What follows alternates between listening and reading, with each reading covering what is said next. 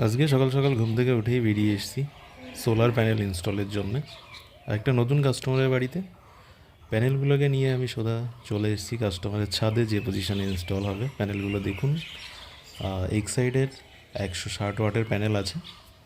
তো এক সাইডের প্রত্যেকটা প্যানেলের ঠিক বাঁদিকে কোনায় ওপরে এক সাইড লোগোটা আছে বা এক সাইড লেখা আছে। আর এক সাইডের প্যানেলের যে প্যাকেজিং হয়, প্যাকেজিংয়ের ওপর খুব ভালো করে লেখা থাকে 25 বছর প্লেটের ওয়ারেন্টি, এবং প্লেটের যে ক্যাপাসিটি, ওয়াটেজ ক্যাপাসিটি, সেটাও লেখা আছে। এটা 160 ওয়াটের প্যানেল, 25 বছরের ওয়ারেন্টি। তো চলুন স্টেপ বাই স্টেপ কীভাবে সোলারটা ইনস্টল হয় সেটা দেখাবো। এখানে আমি আমার টুলসগুলোকে রেখেছি এবং একে একে আমি ইনস্টল করবো এবং প্রত্যেকটা পার্ট বাই পার্ট দেখাবো। আপনারা সঙ্গে থাকুন, খেয়াল করুন। আমি এখানে 6 mm কেবিল নিয়েছি ফেনোলেক্সের, কারণ ফেনোলেক্সের 100% কপারের কেবিলটা খুবই ভালো এবং কাস্টমারেরও পয়সা বাঁচে, কম দামে হয়ে যায়। তো আমি প্যানেলটা নিয়ে নিচ্ছি। প্রথমে আমি প্যানেলের থেকে কানেকশান বের করব। তো যে কারণে প্যানেলটাকে আমি উল্টে নিলাম। এইবার প্যানেলের এই যেখানে জয়েন্ট বক্সটা আমি ওপেন করে নিচ্ছি। এখান থেকে জয়েন্ট বক্স থেকে আমি কানেকশানটা বের করব।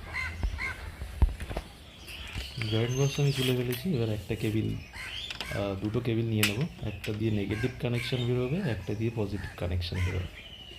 তো প্রথমেই আমি গ্রিপের মধ্যে কেবিলটাকে ঢুকিয়ে নেব, যাতে কেবিলটা সবসময় বোর্ডের সঙ্গে খুব শক্তভাবে লেগে থাকে। কেবিল কানেকশানটা আমি সুন্দরভাবে সেট আপ করে আপনাদেরকে দেখিয়ে দেব এবং একে একে প্রত্যেকটা প্লেটেই এইভাবে কানেকশান করতে হবে। ততক্ষণ পর্যন্ত পরবর্তী প্লেট নেওয়া পর্যন্ত সঙ্গে থাকুন এবং দেখতে থাকুন, ভিডিওটা স্কিপ না করে।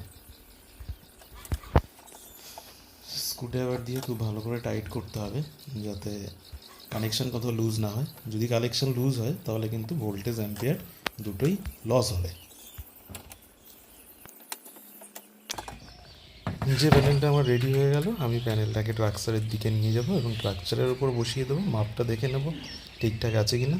যদিও মাপেই ট্রাকচার তৈরি, পুরো বসিয়ে একবার দেখে নিই।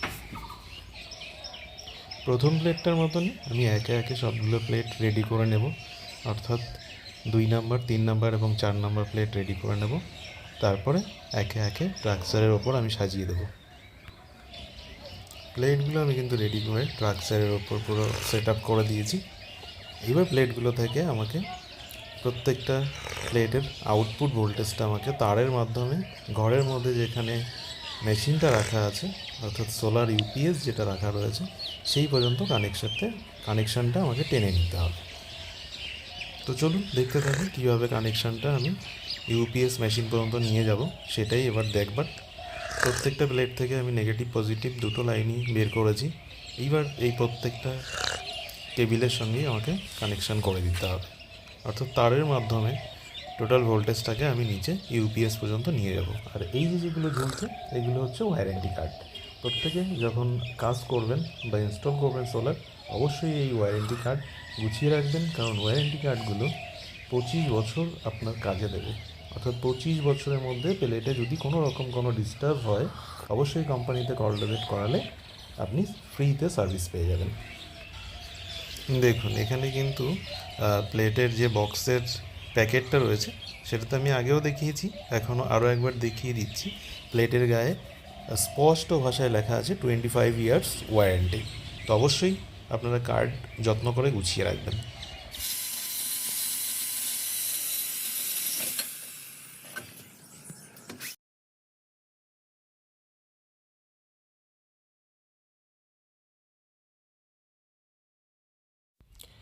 আজকে যেহেতু অনেক সকালবেলা আমি বেরিয়ে এসেছি, সেহেতু সঙ্গে কাউকে নিয়ে আসতে পারিনি, তাই আমাকে এই বাড়ির কাকুই খুব হেল্প করছে।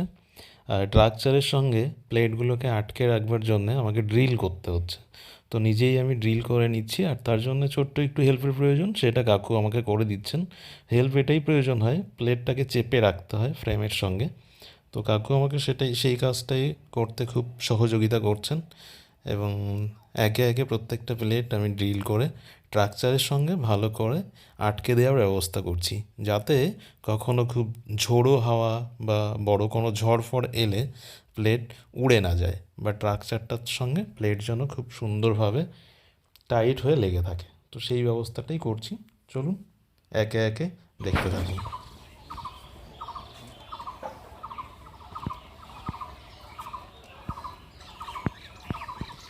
এবার কিন্তু আরও একটি মেন কাজ আমাকে করতে হচ্ছে, সেটা হচ্ছে মেন কেবিলের মাধ্যমে টোটাল ভোল্টেজটাকে আমাকে নিচে যেখানে সোলার ইউপিএস রাখা আছে সে পর্যন্ত নামিয়ে নিতে হবে। তাই আমি মাপ মতন কেবিল নিয়ে নেব এবং কেবিলের মাধ্যমে আমি ছাদ থেকে সোলার প্লেটের ভোল্টেজটাকে নিচে যেখানে ইউপিএস রাখা আছে সেখানে নামিয়ে নেব।